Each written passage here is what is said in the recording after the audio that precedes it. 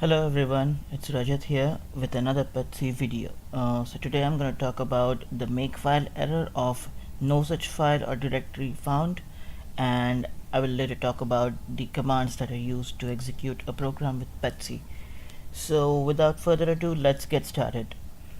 So this error of no such file or directory occurs when you don't have an environment variable set to point into the PETSc's directory. I'll show you why this error occurs because the makefile in the examples requires you to have this petsc directory variable. First of all, let's quickly, I'll just show you that I don't have the petsc directory variable. So if I echo this, Ubuntu does not know what I'm talking about, so it will not print anything. So let's just clear this out and I'll show you why the error occurs. So let's get to the place where I have installed petsc and I can't find it. Oh yeah, so let's go to petsc source snes examples tutorials, and if you see the make file here, I'll just open it with a text editor for y'all. Okay, so once we get to the make file and we scroll down to the bottom, you'll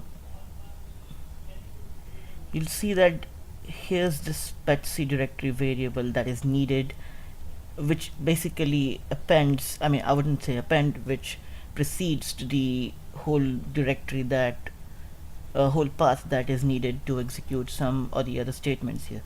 So this variable is absolutely necessary for us to build the examples and then execute them. So now since we have this, yeah, close it, that's saving, I don't want to save anything.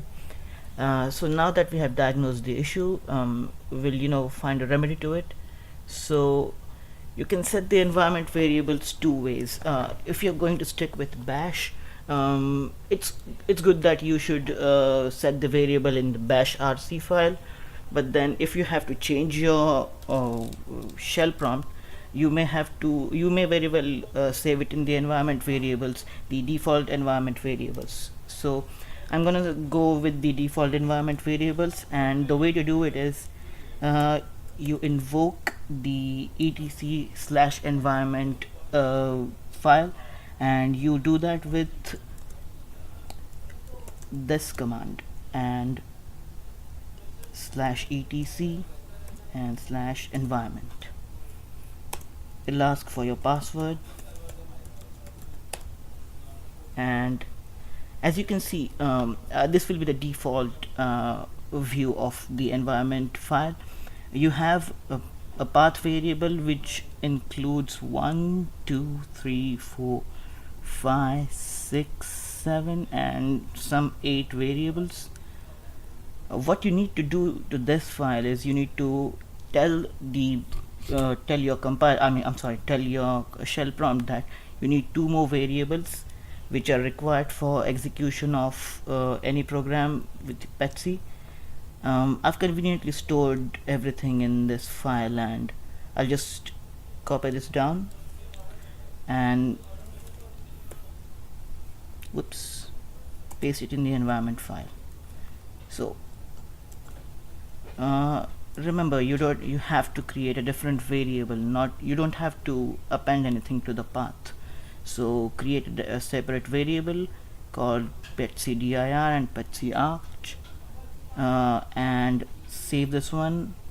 We'll close it, close this backup file as well, and now since it's saved, we have to exit, and you have to reboot your system for the changes to take effect. So I'll reboot the system and I'll see you on the other side of the video. Oh well, I nearly forgot. I needed to show you guys that I got the error. I found the error, but I didn't show that I had the error, so that part was remaining. I'll just navigate to petsc's folder just to show you guys that I have this error. Let's go to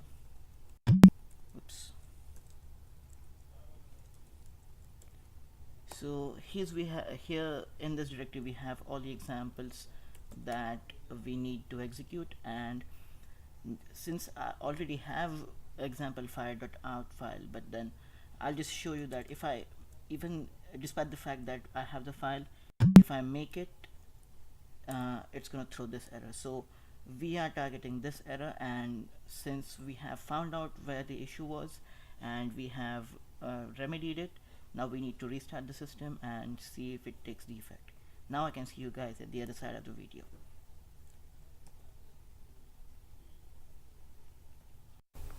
Well, hello, welcome back to the other side of this video. So now that we have set the environment variable, we'll just see if everything is working fine.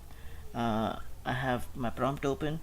Now if I echo the environment variable, I can autocomplete it as well. It will show me the path of my environment variable.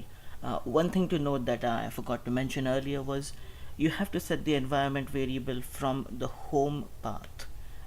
You should not set it from somewhere locally. Let's say I have it saved in my software directory, so you should not start it from the software one. You should start your path from the home directory, your username, and wherever you installed petsc.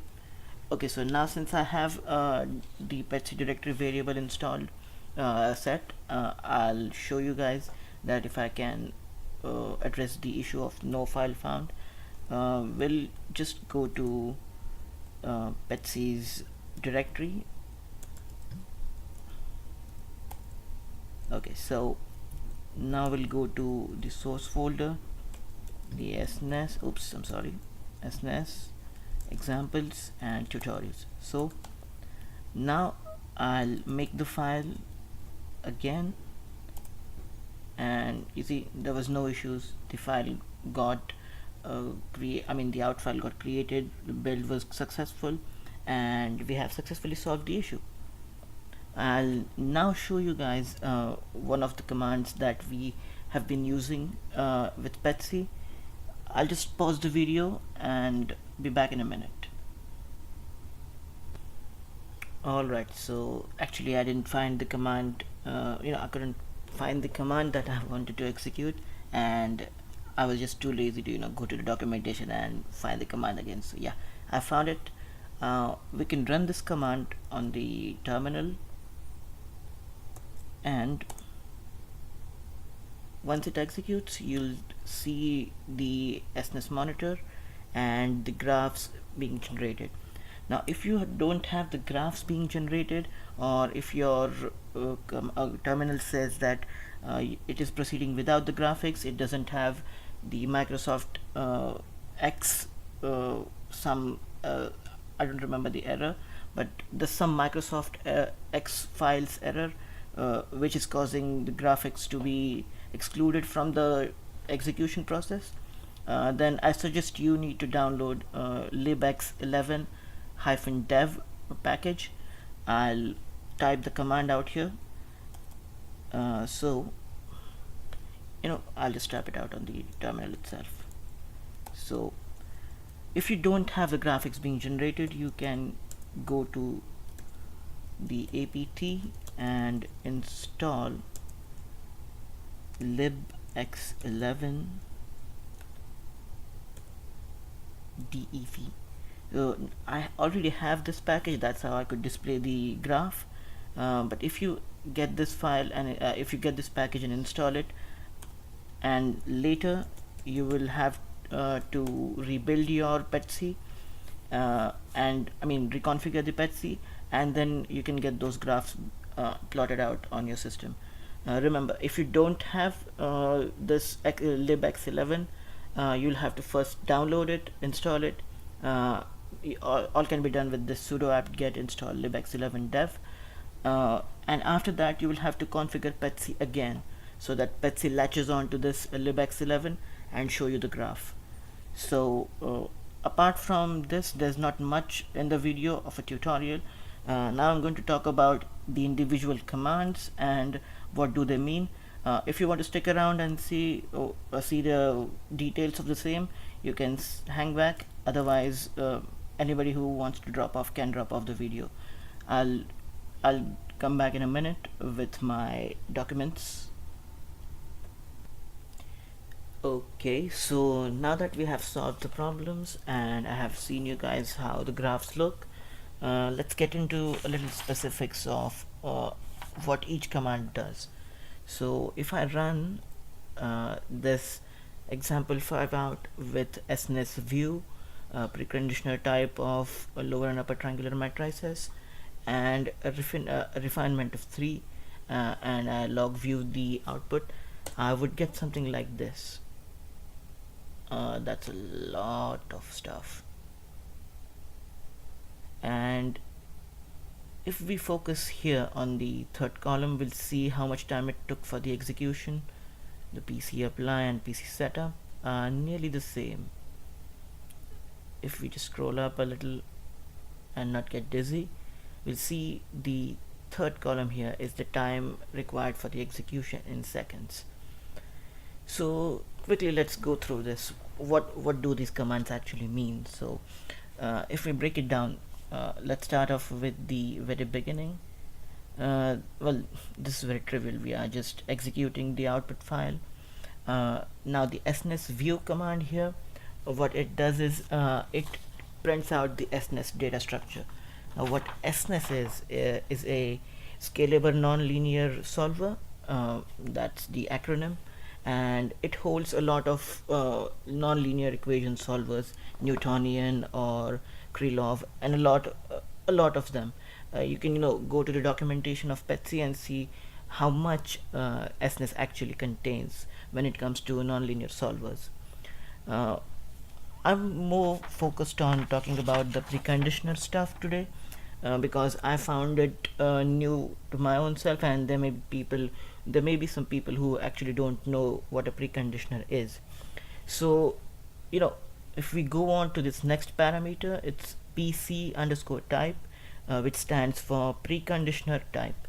So let's quickly go through what a preconditioner is. So let's say that we have to solve a problem. I'll just open a text editor here so that it becomes a little easier for everybody to see. Hang on, I'll just increase the font a little so that everybody can see this one. Oh well, I couldn't find how to increase the font of gedit. If you guys know how to do that, just let me know in the comments. I'm kind of new to the Linux system, so probably there's little that I know about it, but very well. I just opened a Google Doc. So let's say that there's this problem ax equals b that we have to solve, and what preconditioner is going to do is it's going to make this problem easier to solve. So as is the problem can be solved, it would be a bit tedious on the computational efficiency, and it would take a little longer than it should take. An optimized program should take to solve this. So what preconditioners are doing, it is they are trying to help you solve the problem a little more computationally efficiently. So that's a lot of jargon that I've thrown. I'll just come up with an example to express it better. So before I get to the example, there's something that we should know. So what preconditioners are trying to do is they're trying to solve the problem. Trying to make the problem easily solvable by the computer. And how do you judge that? Is from a parameter called condition number. I'll come back to condition number a little later. Let us now take this example. Okay, so I have this example with me. Let's say we have a friend called John, and John has a girlfriend, Danny. Now these two want to rule the world together. Well, it's just Danny who wants to do it actually. John just wants to kill ice zombies. So let's say that the couple wants to rule the world together. So what they can do is they have a really big army and 3 dragons. They can directly attack the capital city, seize the throne to themselves, and abdicate the evil queen. But then this task would be a Herculean too, because the capital is well fortified, and there may be a chance that the throne is well prepared for such attacks. So it would be idiotic to just raise the whole city, and there would be repercussions. But then what they can do is they can make some alliances and reduce the number of enemies that they may face. So let's say if these guys get 2 allies for themselves, and the evil queen, being evil herself, gets 2 allies of her own self too. This equation looks a little balanced, but what's happening over here is John and Danny have less enemies to fight right now. They have some people fighting for them, so they're reducing the number of conditions that they are going to face. So essentially, this is what a preconditioner is trying to do. So it is trying to reduce the condition number, bringing it as close to the desirable number as possible, so that the equation becomes easily solvable. So let's get rid of this funny example. So what preconditioning does is, it, instead of solving the equation directly, what we can do is we can substitute the bigger matrix by some smaller multiple matrices which are easily solvable. And while doing so, what we are doing is we're trying to reduce this condition number. So I've spoken it 3 times or 4 times in a minute. So what the hell is a condition number? So a condition number is a measure for how much an output value will change for a small change in the input value. Yeah, it may not ring a lot of bells, but then what condition number tells you is, if you change your input by a little amount, how would that affect the output? It's like calculating the derivative of a continuous function, and you ideally want this condition number to be as close to 1 as possible. 1.0 actually, yeah. But why do you want that? So let me give you an example. I've opened this, I just wrote something down over here. Let's say that we have a matrix called A1, and as you can see, it's got these 9 elements: 11, 9, 10, 8, 5, 21, 18, 3, and 20. Now I calculate the inverse of this matrix and I get the inverted matrix. Now what condition number tries to do is, it tries to calculate the infinite norm of A1 and infinite norm of A inverse, and we multiply these values, and the resultant is called the condition number. So a condition number is trying to depict if the matrix is well conditioned or ill conditioned. If it is close to 1, it is a well conditioned matrix, and if it is way off more than 1, it is an ill conditioned matrix. And if we need to solve an equation easily, it's a no-brainer that the matrix should be well conditioned, so the output has to be as close to 1 as possible. So I found out the inverse of this matrix, and what an infinite norm here is doing is, it's trying to calculate the maximum sum of every row in this matrix. So if I calculate the row-wise summation of every row inside this matrix, 11 plus 9 plus 10, it's 30. And if I go through everything, I don't need to do the calculations over here.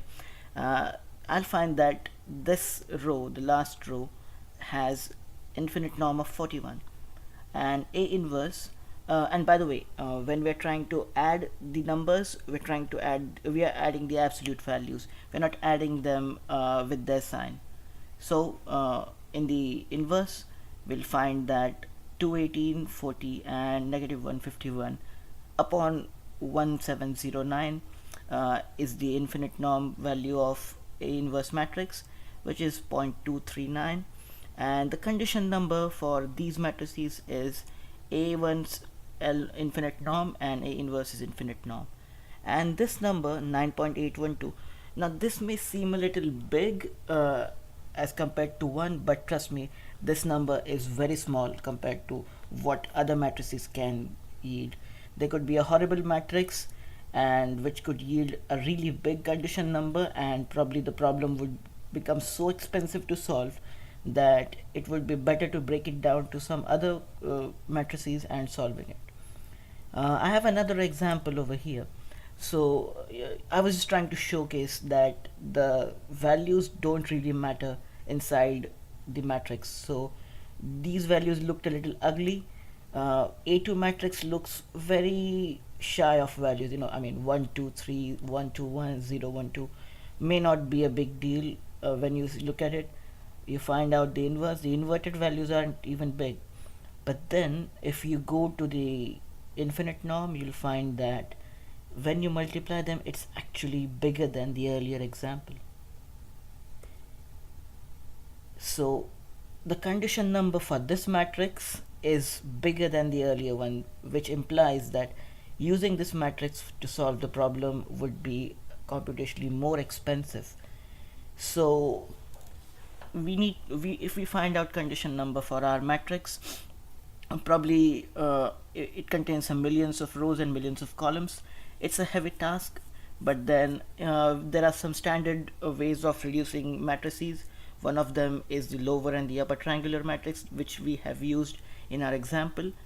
It reduces the number of computations that we do inside a matrix, and that is how the program becomes computationally more efficient. So in the example, what we've done is the preconditioner type has been set to lower and upper triangular matrices. I guess I don't really need to explain what lower and upper triangular matrices are. Doing so would reduce the number of multiplications because of a lot of zeros on the other sides of lower and the upper triangular matrices. Well, moving on, DA refine. Well, this is just distributed array refinement parameter. Now, I'm not sure about this parameter, but PETSc's documentation says that by refining, what they mean is they just double the size of the grid in which we are trying to pass the input array, and which is then given out to processors to process. It's a parallel processing problem, so it is passed to different processors, and this whole grid is multiplied by 2 every time we create this refine parameter. Now, a preceding parameter to it is 3, which I believe means do this doubling of the square grid 3 times, which means 2 to the power of 3, the grid gets multiplied by 8 times on each dimensions, and then we just log out the view whatever we see. Now notice the difference. If I increase this square grid size, earlier we had some 0.6 milliseconds of execution time, 0.7 milliseconds over here, and if I increase the refinement, you may see the value gets increased a little. Oh, it's into 2 milliseconds. It's almost more than double the size it took, double the time it took to execute. So you see the by adding more and more refinement, we may increase the accuracy, but that hampers the computation as well. Well, I believe there's been a lot in today's video. It's a lot to consume, and I guess now would be the best time to stop this video. Well, thank you very much for watching. There may be a chance that I create another video, but I cannot guarantee. This is an intermittent series, so if you guys find another video, or probably I'll post it up somewhere and let everyone know that I have posted another video. Thank you everyone for watching. It's been Rajat.